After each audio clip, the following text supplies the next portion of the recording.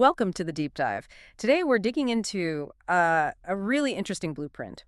It's about how you turn a single cultural event into something lasting.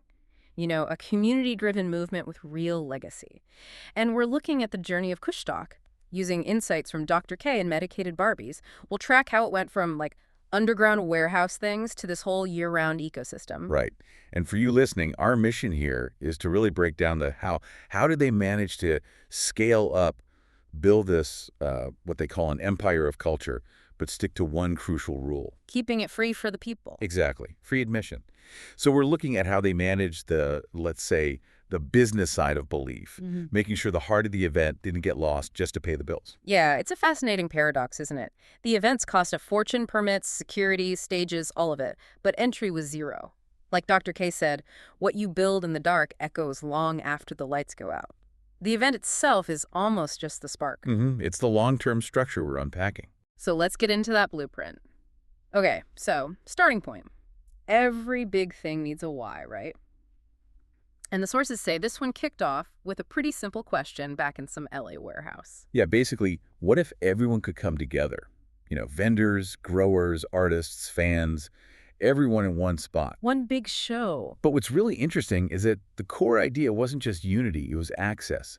That mantra, free for the people, by the people, they set that immediately. Right, from the get-go. Yeah, and it wasn't just like a cool slogan, it fundamentally shaped their business. By saying it's free, they locked in this value of community over, say, chasing big-ticket revenue or corporate approval. That constraint, though, it forces you to think differently, doesn't it? If you Yeah. can't charge at the door, your whole operational model has to adapt. Absolutely. It pushed them way beyond just throwing a party once a year. They had to build actual infrastructure around it. So less event planning, more ecosystem building. Exactly that. And you see in the other things they launched, the Kushstock app, the awards shows, a concert series, and especially Kushstock 365. Okay, Kushstock 365. Tell us a bit more.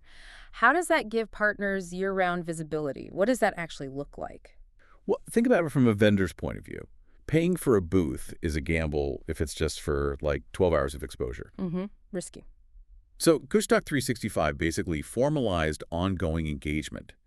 It meant that partners who invested in the main event got visibility all year through digital marketing, maybe features in content, presence at smaller local meetups, that kind of thing. Ah, okay. So the big event becomes the highlight, but the relationship, the value, it keeps going. Precisely. It turns that single investment into part of a continuous cycle. And connecting this back, that whole shift really signals what the sources call the legacy mindset. It's not just doing the same successful thing over and over. No, it's about evolving what works. Look at how they had to adapt. Legalization changed everything, the whole regulatory game. Big time. Then COVID shuts it all down. They had to rebuild, but also systemize because they couldn't meet in person. And when cities said no, they didn't just quit. They found new places. And kept moving. Yeah, and that reflects Barbie's point. You can't force evolution, you guide it. You have to be ready, flexible. Otherwise, well, you stall out. Okay, so they've got the belief, the evolving plan, but then there's the practical stuff. Like, where do you hold this thing? The sources talk about a real struggle finding venues. Oh, yeah. Too loud for the galleries and too green for the convention centers. That sums it up pretty well. So that first spot was literally a leaky warehouse. Behind a tire yard, apparently. And they were pacing out booth spaces by foot because they didn't have, proper floor plans yet. Super scrappy beginnings. That's quite the image. So how do you get from that to booking a major fairground like the National Orange Show? That's a huge leap in legitimacy. It required building institutional trust. They had to convince city officials who were, understandably, pretty skeptical. How'd they manage that? Going from an underground warehouse event to something a city would actually sign off on. They shifted tactics. Instead of just asking for permission, they started proving they had professional control. They figured out the cities weren't necessarily against the culture itself. They were worried about the logistics. Could these guys actually handle it? Crowd control, noise, traffic, Yeah. all that. Exactly. So Kushstock started over-communicating on every single detail. Security plans, sound mitigation strategies, traffic flow, the community benefits. They brought in professional security teams, detailed guard ratios, non-confrontation protocols. Treating it like a serious operational proposal, not just a party request. Precisely. Showing the passion was backed by meticulous planning. And that change in perception, that's what let them scale up to, like, 50,000 people. Yeah. That number Dr. K called proof of passion. And here's where it gets really wild. That proof wasn't just about crowd size, right? That led to them actually advising the city. Yeah, that partnership with Adelanto after Prop 64 is kind of mind-blowing.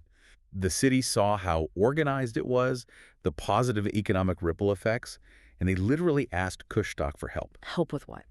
Help writing their local cannabis rules, structuring the legal frameworks. They went from being the ones needing permits to basically consulting the regulators on how to do it responsibly. Wow, that's a complete flip.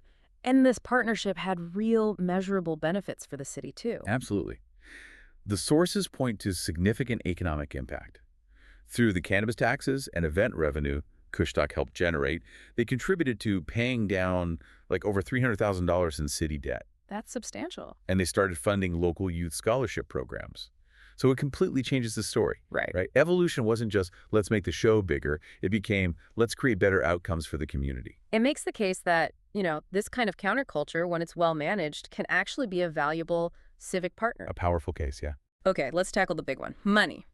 If admission is always free, non-negotiable, how on earth did they pay for everything?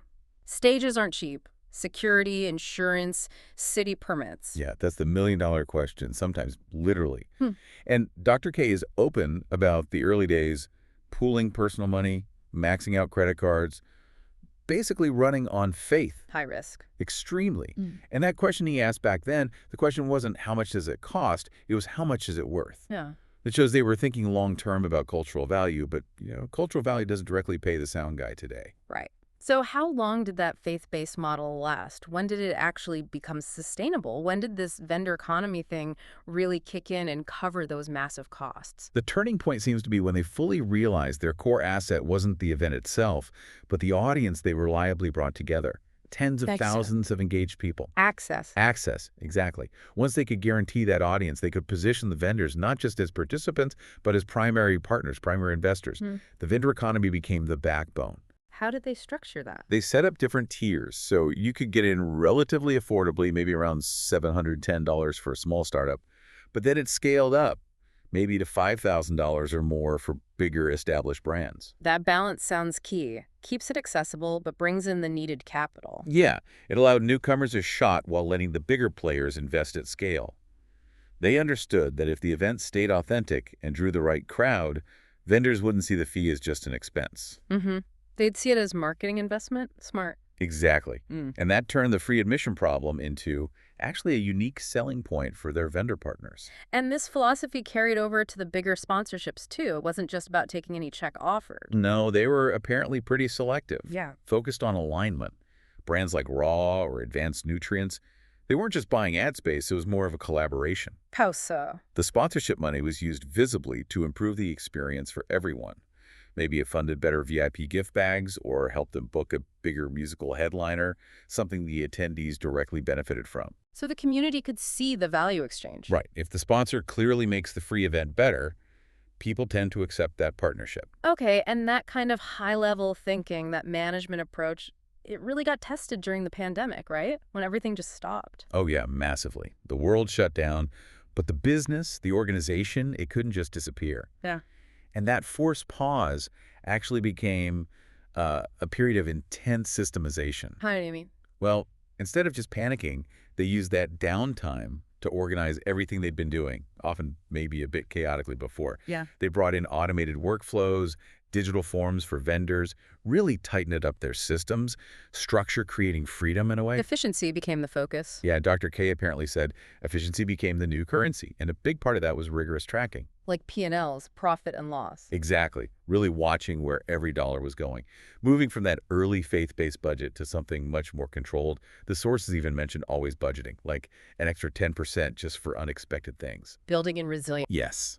That kind of discipline is how they stayed afloat, even gained momentum, when a lot of others in the event space just couldn't survive the shutdown. Now, to keep all that going, the efficiency, the passion, you need more than just staff. You need a committed team. Yeah. The sources talk about it becoming less of a crew, more of a tribe. And their philosophy for building that tribe was interesting. Giving people roles, not titles. What's the difference there in practice? Well, titles can sometimes be about ego, right? Creating layers, maybe bureaucracy. Roles, on the other hand, are about purpose. Clear ownership. Everyone knows exactly what they contribute to the overall mission. So it keeps the focus on the work, on the why. Exactly. And that focus on purpose helped maintain the authenticity, which, as we've seen, was crucial to their whole model. And speaking of purpose and roles, the sources really emphasize the need for balance at the top, specifically the dynamic between Dr. K and medicated Barbie Sajira. Yeah, that partnership seems absolutely vital. While Dr. K was driving the expansion, the big logistics, the city negotiation. The outward push. Right. Her role was described as holding the soul of it all. She was shaping the experience, focusing on the connection, the gratitude, the quality, especially in areas like the VIP experience she curated. So like the gravity keeping things grounded. That's a good way to put it. The sources quote someone saying she was the gravity that keeps our orbit stable. You often need that tension in big projects, right? Someone pushing outwards for scale and someone anchoring the core values, the feeling of it. That balance seems essential for long-term health. And that combined effort, it leads to what they talk about as the people's legacy. Which isn't just about their own success, it's seeing the fans who kind of grew up coming to the events or the vendors who started with one tiny booth. And now have national brands. Exactly, seeing them build empires of their own. The goal, explicitly stated, is not to be the only one at the top, but to build a mountain others can climb. That shifts the whole metric of success, doesn't it? Away from just personal gain. Completely. It becomes about community generation, about empowerment. That's a powerful definition of what makes something truly last. And I guess that feeds directly into their final piece of advice for anyone trying to build something similar. Yeah, it really sums it all up. Don't copy the show, copy the spirit. Meaning The surface stuff, the stage design, the vendor layout, that's replicable. But it won't work unless you deeply understand and commit to the underlying why. The commitment to access, the focus on community, the authenticity. Yeah. Without that spirit, just copying the form is, well, it's hollow. Hashtag outro. So wrapping this up, what does this Kushstock Blueprint really tell us? It seems longevity comes from a mix of things. Constantly evolving logistics is one part, getting good at venue deals, working with cities, nailing compliance. Then there's mastering that business of belief, figuring out how to fund free access through smart vendor partnerships and the right kind of sponsorships.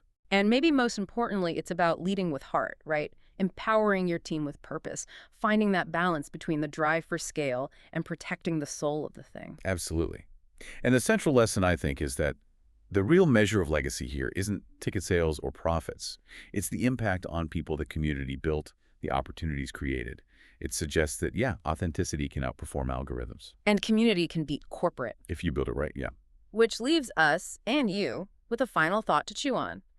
If your goal is building something that genuinely belongs to the people, how do you keep that energy truly free, that vibe of authentic, open community, while still running a sustainable, maybe even profitable operation at scale?